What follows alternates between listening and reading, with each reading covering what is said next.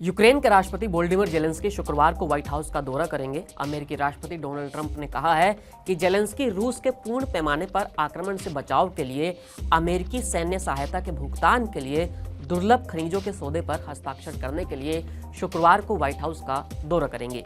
ये घोषणा अमेरिका और यूक्रेन के बीच कई दिनों तक चली महत्वपूर्ण वार्ता के बाद की गई है, जिसमें जेलेंस्की ने आरोप लगाया था कि अमेरिका उन पर $500 बिलियन से अधिक के सौदे पर हस्ताक्षर करने के लिए दबाव डाल रहा है, जिससे यूक्रेन की 10 पीढ़ियां इसे वापस चुकाने में व्यर्थ हो जाएंगी।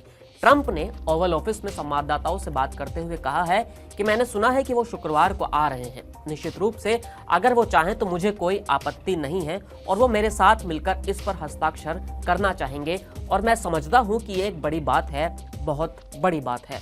सौदे के लिए एक रूपरेखा में यूक्रेन के खनिज संसाधनों को विकसित करने के लिए एक कोष का संयुक्त स्वामित्व शामिल था, जिसमें उन संसाधनों के लिए कुछ शर्तें थी जो पहले से ही राज्य के बजट में योगदान दे रहे थे।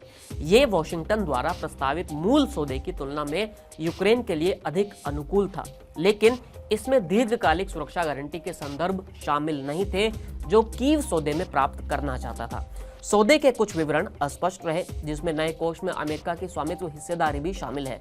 ये पूछे जाने पर कि सौदे में आखिर यूक्रेन को क्या मिलेगा, इस पर ट्रंप ने कहा कि $350 बिलियन सैन्य उपकरण और लड़ने का अधिकार। ट्रंप ने यह भी कहा कि हमने खनिजों और विभिन्न अन्य चीजों पर अपने सौदे पर काफी बातचीत की है। हम बाद में यूक्रेन के लिए सामान्य सुरक्षा की तलाश करेंगे, लेकिन मुझे नहीं लगता कि ये कोई समस्या होगी। बहुत से लोग ऐसा करना चाहते हैं और मैंने इस बारे में रूस से भी बात की है। उन्हें इससे कोई समस्या नहीं दिखी, इसलिए मुझे लगता है कि वो पीछे नहीं हटेंगे और एक बार जब हम ऐसा कर लेंगे तो कोई भी पीछे नहीं हटेगा।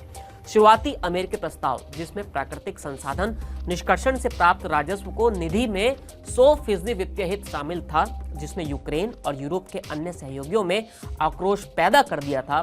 प्रारंभिक प्रस्ताव के बारे में जेलेंस्की ने यह कहा था कि मैं ऐसा कुछ नहीं कर रहा हूं जिसका भुगतान यूक्रेन की 10 पीढ़ियों को करना पड़े।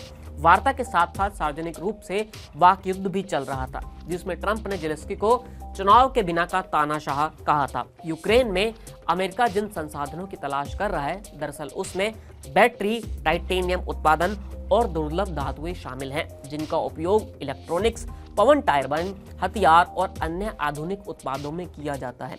यही कारण है कि अमेरिका इस सौदे को जल्द से जल्द पूरा करना चाहता है और ये कोशिश भी जारी है कि युद्ध जो रूस के साथ यूक्रेन का चल रहा है उसे रोका जा सके और अमेरिका उसका फायदा उठा सके। अब देखना होगा कि आखिर शुक्रवार को क्या होता है। फिलहाल इस वीडियो में इतना ही, फिर मिलेंगे नए वीडियो के साथ। शुक्रिया।